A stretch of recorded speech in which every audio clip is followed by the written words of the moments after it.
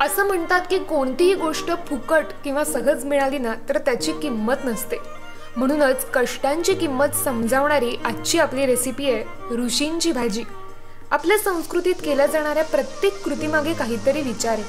मग पदार्थ त्याला कसे अपवाद असतील? मला असं वाटतं की प्रत्येक पदार्थाला स्वतःचा एक विचार असतो।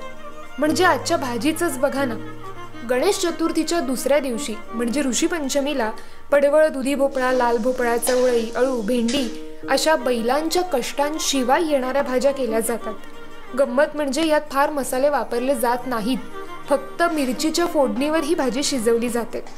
यामागचा भाव एकच, स्वतः कष्ट करून परसदारात भाज्या पिकवायच्या, जेणेकरून त्या भाजीला एक मेहनतीची वेगळीच चव येते।